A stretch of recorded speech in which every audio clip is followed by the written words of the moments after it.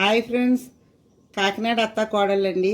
ఈరోజు మనం పకోడీ ఎండు రొయ్యల పులుసు చూపిస్తున్నానండి. అందుకు కావలసినవి పకోడీ అండి, ఎండు రొయ్యలు, ఉల్లిపాయలు, టమోటా, ఇది గుజ్జు తీసి పెట్టుకున్న చింతపండు అండి, పసుపు, కొత్తిమీర, కారం, తగినంత సాల్ట్ అండి. ఇప్పుడు కూర చేసుకునే విధానం చూద్దాం.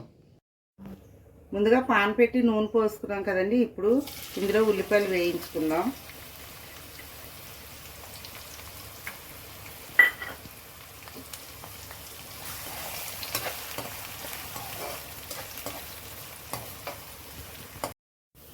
ఉల్లిపాయలు వేగినాయి కదండి. ఇప్పుడు ఎండ్రాయిలు కూడా వేసి కాసేపు వేపుకుందామండి.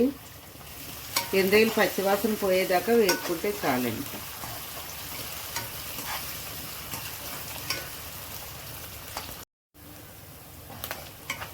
ఎండ్రాయిలును ఉల్లిపాయ వేగింది కదండి. ఇప్పుడు టమాటా వేసుకుందాం.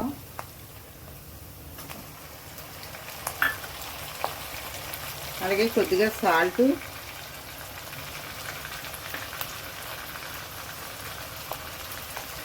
పసుపు, కారం కూడా వేసుకుందామండి. ఇప్పుడు ఇవి కొద్దిగా వేగిన తర్వాత మనం చింతపండు పులుసు పోసుకోవచ్చు.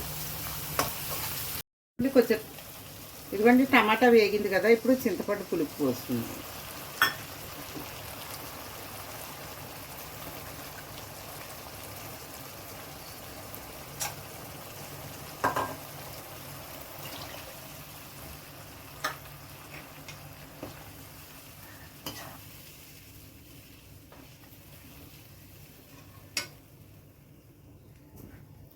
అలాగే ఇందులో పకోడీ కూడా వేసుకుందామండి.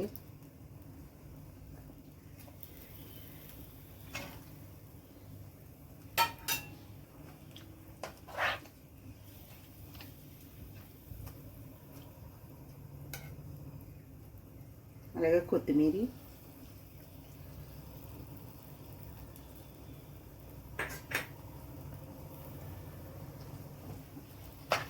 ఇది కాసేపు దగ్గరగా అయిన తర్వాత దించేసుకుందామండి. పులుపు కొద్దిగా మరగాలి కదా, తర్వాత దించేసుకుందాం. ఇదిగోండి ఫ్రెండ్స్, ఎండు రొయ్యలు పకోడీ పులుసు అయితే రెడీ అయిపోయింది. మీరు కూడా ట్రై చేయండి, చాలా టేస్టీగా ఉంటుంది. అలాగే మనకి అప్పటికప్పుడు అర్జెంటుగా కూడా అయిపోయే కూర ఇది. ఈ కర్రీ మీకు నచ్చినట్లయితే లైక్ చేయండి, సబ్స్క్రైబ్ చేయండి ఫ్రెండ్స్. ఓకే.